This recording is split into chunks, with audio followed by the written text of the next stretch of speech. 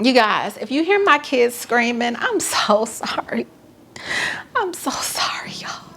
This is like my third time trying to record this video. And this is what they do to me. They don't want me to be great. They don't want me to be great. Hey family, it's Tanya, and today for Sunday School we are going to discuss the different paths that are available for your high school homeschooler. So if you're interested in learning more about the different paths available for high school homeschoolers, then stick around for the video. The snob life, the homeschooling life, the boss life, the non-traditional life, the family life. Telling it how it is. Life outside the box. And if you don't know what that means, It's the non-traditional mommy. baby. But before we jump into this video, if you're new here, hi, welcome. My name is Tanya and I am the non-traditional mommy. And on Sundays, we discuss all things schooling related to homeschool and other school topics. So if that is of interest of yours, then I would love for you to join my family and hit the subscribe button. To the rest of my non-traditional family, say aloud for the people in the back, I am an MVP. You guys are the MVPs and I love you bunches. Now let's talk about the different paths available for homeschool high schoolers. All right, you guys, before we jump into these paths, full disclosure, these paths may vary or be different from umbrella school to umbrella school, from state to state.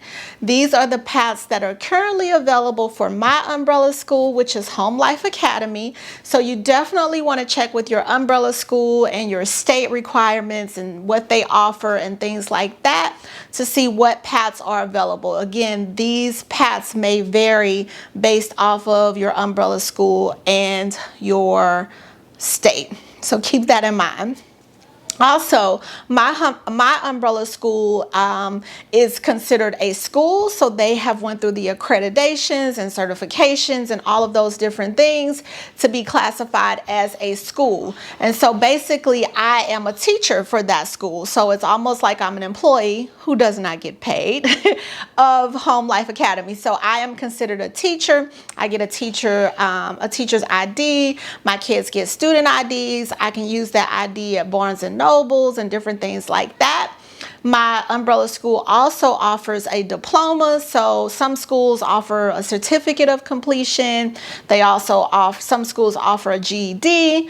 My umbrella school offers a full diploma. So just like any other high school, they also provide the transcripts for the students.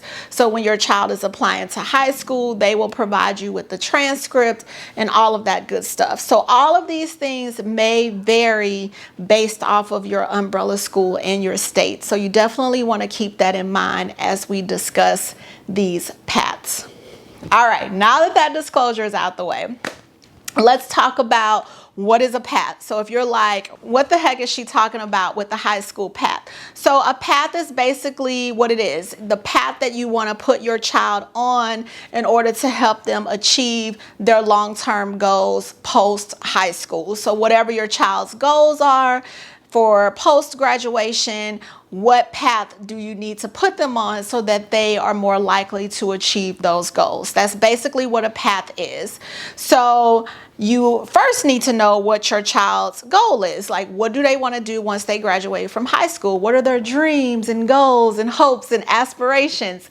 You want to know that so that you can decide what path is best for them. The path is then set in place to help them achieve that goal, to more likely reach that goal. So you set them on a path, they go left or right, or they go straight towards that goal. That is basically what a path is. So let's talk about the 6 paths that are available with my umbrella school and may be available for most umbrella schools out there. The first path is the NCAA Athletic Path.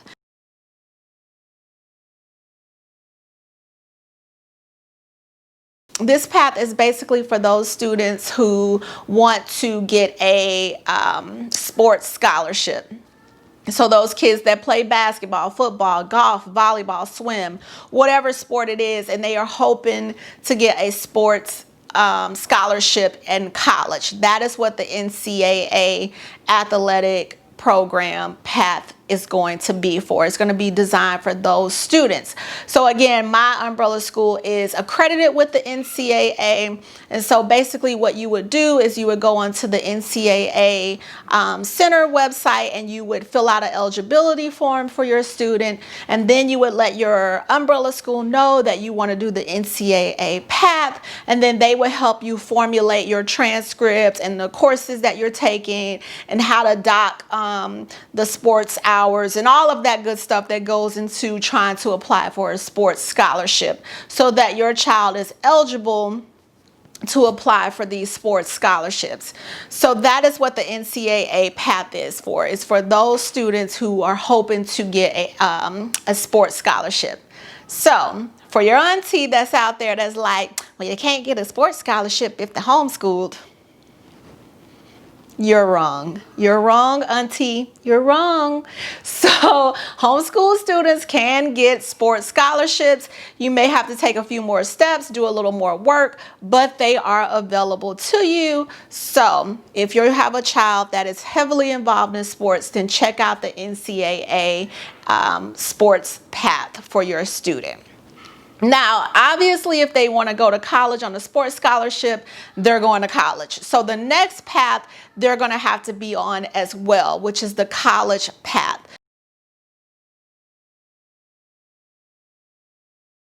This is your traditional path that most of us know, and that is I'm going to college straight after high school. Do not pass go, do not collect $200, no gap years. I am going directly to college after graduating high school. That is going to be the college path. And so basically this path is set up to make sure that your student is taking the correct maths, sciences, and English that they need in order to get into college and be on the right foot or right, course or whatever the case may be. So, for math, for example, my daughter had to take geometry, algebra 1, algebra 2, and then pre-cal and trigonometry. So you're making sure that they are taking the proper math, the proper sciences, the proper language arts in order to get into college. Because there are certain classes and courses you have to have in order, not necessarily to get into college, but not only to get into college, but also be on the right foot or path or track. For instance, I didn't take pre-cal in high school, so when I got to college, I had to take like a remedial algebra class. So ridiculous, you guys, but whatever. So I also didn't take, have an art elective in high school, so I had to take an art class, just retarded stuff. So the college path is basically ensuring that your child is receiving and taking the proper credits that they need in order to get into college. So that is what the college path is. The next path is going to be your college to TM path.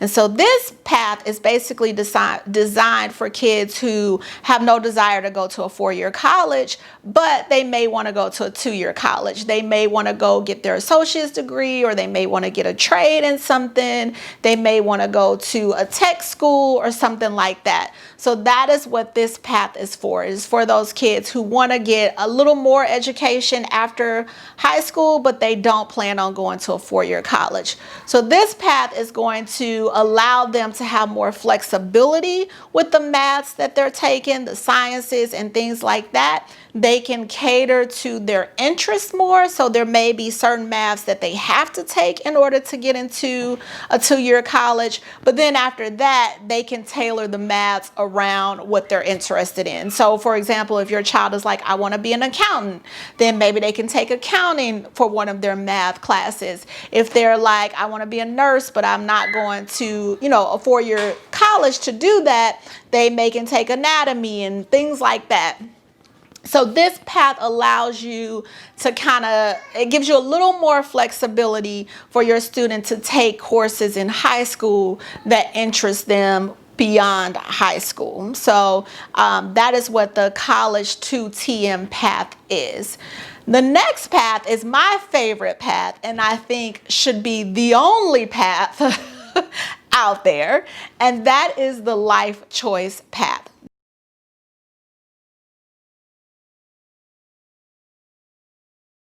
Now, this path is designed for kids who do not plan on doing any formal education after high school. This is going to be for those kids who are like, I'm going to be a mom, I'm going to be a dad, a stay-home mom, a stay-home dad. I might do mission work. I plan on traveling the world.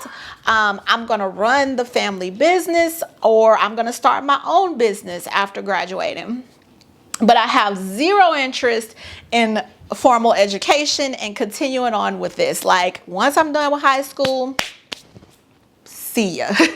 That is what this path is designed for. And basically with this path, you can tailor their entire high school season around their life choice, their decision. You know, if they are like, I'm going to be a mom or a dad, then maybe they can take parenting and home ec and personal finance, which every child should take no matter what their path is.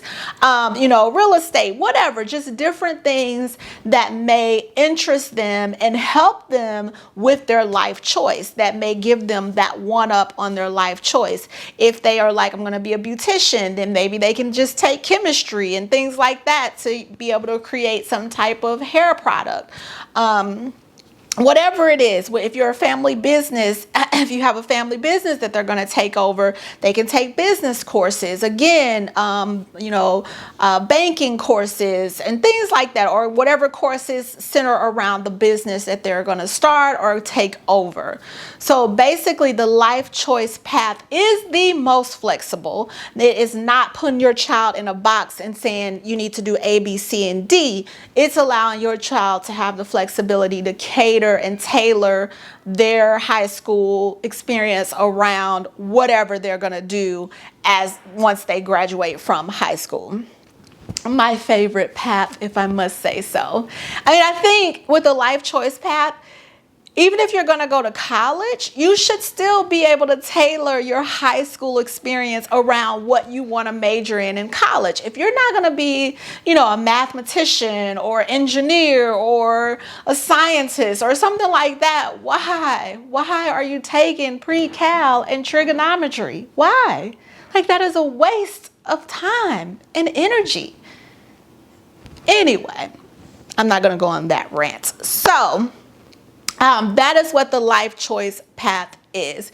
It's basically designed for students who have no plans on continuing formal education once they graduate from high school.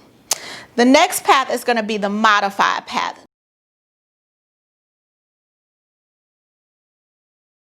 Now, this path is designed for kids who may struggle with math or reading or any other subject. It's also designed for kids who may have a mild special needs. They are bright. They do want to go to college. They're intelligent, but they just struggle with certain areas of curriculums or certain things like math or science or reading or whatever. And they need a little more time, or they need the curriculum to kind of be tailored to help them succeed. So this modified path does just that. Your child's still going to get a diploma. They still have a transcript that will help them apply to colleges, but the school and the counselor is able to sit down and modify maybe these courses or these classes that's going to help your child succeed, because the goal is for the kids to succeed. So maybe they take 5 years instead of 4 years to graduate from high school. They did a modified plan. Or maybe the algebra that they take is not going to be as extensive or intense as another algebra, things like that. They're just going to help you modify your child's high school experience in order to help them succeed to achieve whatever goal that they're trying to achieve.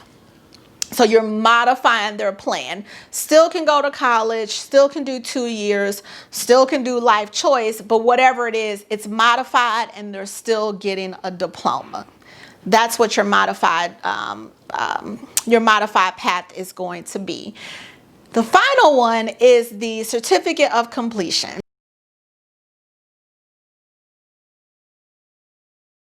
So this path is, your child's not going to get a diploma. This path is designed for students who have severe special needs, who will not be going into the workforce, who definitely may not be going to, or who will not be going to college, who probably will not live independently. They will live at home with you.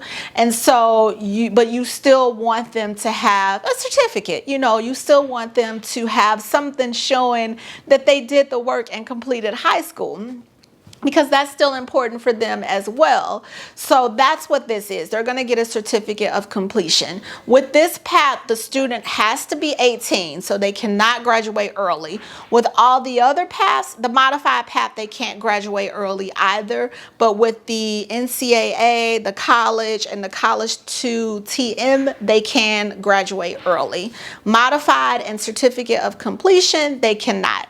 So with the certificate of completion, they have to be 18 to get the certificate of completion. They can be older than 18 if need be, but they have to be at least 18. And basically what happens is, once you as the parent feel like, okay, they're done, they've met all of my requirements, or they've met whatever requirements or goals they had in place for themselves, you would then reach out to your school and let them know, hey, we're done. And they would send you out a certificate of completion, just showing that they completed high school or finished high school. So that's what that is. And again, that's going to be for your students who probably will not live independently or work independently or go off to college. So that is the final path.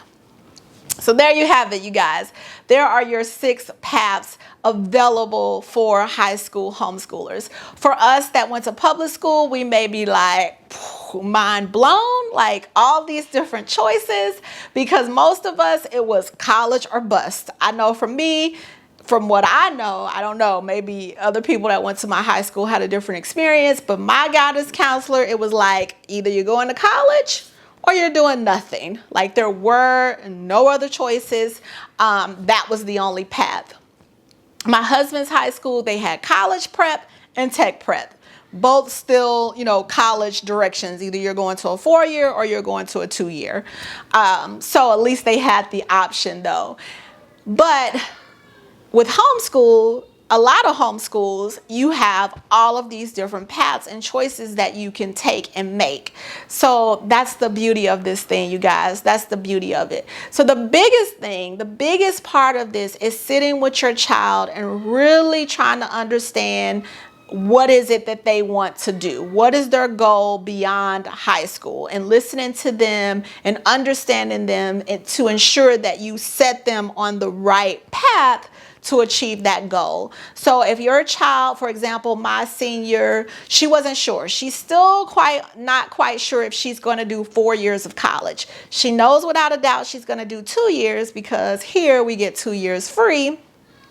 So why not take advantage of it? But she doesn't know yet if she'll do 4 years straight away. But she didn't want to close that door on herself. So that's why she took the college path. So if you have a student that's teeter-tottering on the fence, I would definitely say do the college path, because you don't want to shut doors that they may want to revisit or open. However, if your student is like, absolutely not, I'm not going to college, mama, daddy, stop pushing your dreams onto me. I'm not going. It's not happening. It's a no for me. Okay? It's a no for me. If they are like that, you guys, don't push it on them. There's all these other paths that they can take. Go ahead and choose one of those paths, and then tailor their high school career to give them one leg up to be the most successful and productive adult that they can be in whatever choice and path that they decide to go on. So basically, you don't want to force something on them that's going to be a waste of their time. There's no need in them doing all of these elaborate maths or all of these elaborate sciences if they really and truly have zero desire to go to a four-year college. So the first step is to figure out what it is that they want to do and then put them on the correct path to help them achieve that goal. So there you go, you guys. There's the 6 paths.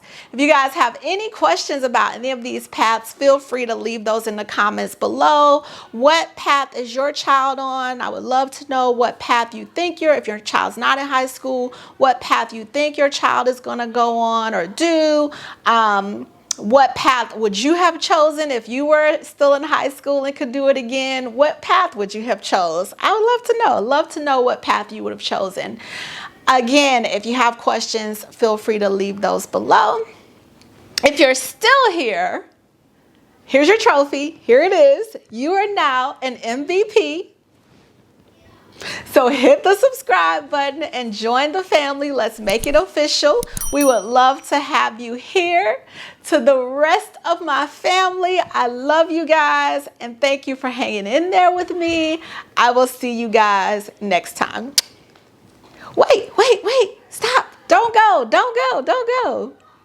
If you want to see some more homeschool videos, check out this one or this one, and I will see you over there. Come on, let's go. I'll meet you over there.